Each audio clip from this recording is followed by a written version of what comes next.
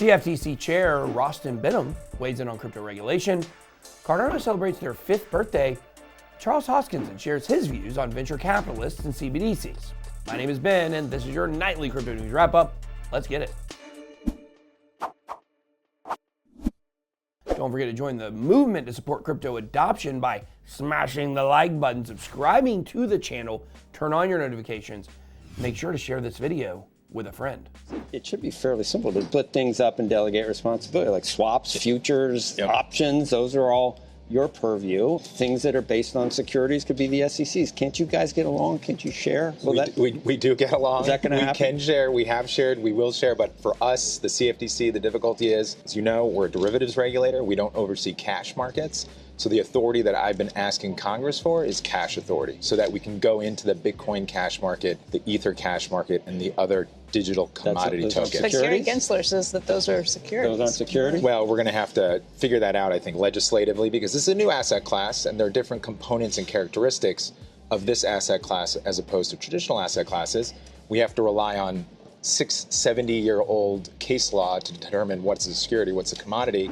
Figuring out which crypto projects are securities or commodities is like a game of musical chairs, or better yet, a game of darts with blindfolds on. It's beyond me why or how they magically decide which is what, but obviously it's better for us if more projects get regulated by the CFTC, rather than dirty Gary Gensler and the SEC. CFTC Chair Rostin Behnam stated that he wants to fill the gaps in crypto regulation. It's no secret that there's still a lot of clarity that needs to be defined on both sides of the fence. But at least the CFTC is expanding and holding the SEC accountable for their aggressive style of regulation by enforcement. Like Behnam said on CNBC, it's becoming a lot less like a turf war and more like a productive conversation between the two parties. Considering the alternative, let's hope that the dialogue stays open between them and the gaps in crypto regulation are filled by people who have our best interest at heart. Let's go ahead right now and pass it to Frankie Candles for a Market Watch. Thanks, Ben. All right, guys, let's jump in and do a little market watch here. We've got Bitcoin coming in at 19,427, up about 1.6% on the day. Ethereum coming in at 1337, up about 0.5% on the day. Now, guys, I want to bring you over to the Bitcoin chart because we've had some mixed signals on the chart as well as just some crazy price action recently. I do think we have a little bit of a teachable moment here, especially if you're looking to get into some trades. I want to show you how I was able to identify this move to the upside as well as this little pullback we're getting, which I am currently in a short that I just took live on my stream with the Candle Mafia just a few minutes ago and is now in profit. And you could see here last night we did lose very important support, but we also did put in a bullish divergence on the 15-minute time frame, and you can see that by your low and your lower low on price with your low and higher low on your momentum waves. And this is called a bullish divergence. And typically you do see price come up from these bullish divergences. You could see you came up, you kind of bing bonged around a little bit, but eventually caught your support and came to the upside. And it was a beautiful bullish divergence. And I just wanted to show you guys how you can identify these to catch these moves. And right here, you can see the opposite happening where you have your higher highs on price with your lower highs on your momentum waves. And that is a bearish divergence, which is where you typically see price come down. And this was the trade I just took live with the Candle Mafia on my live stream on the Frankie Candles YouTube channel. And if you guys are interested in learning more about that and watching these trades live, you can check my YouTube channel out at Frankie Candles or at Frankie_Candles on all socials. Back to the news. Thanks, Frank. Nice calves. Just a few days after completing the 5 days of the Vassal upgrade, today Cardano is celebrating their 5th birthday. It's only right that I take a moment to congratulate Cardano, Charles, and their entire crew at IOHK, saying I'm impressed with everything they've done and how far they've come in the past 5 years.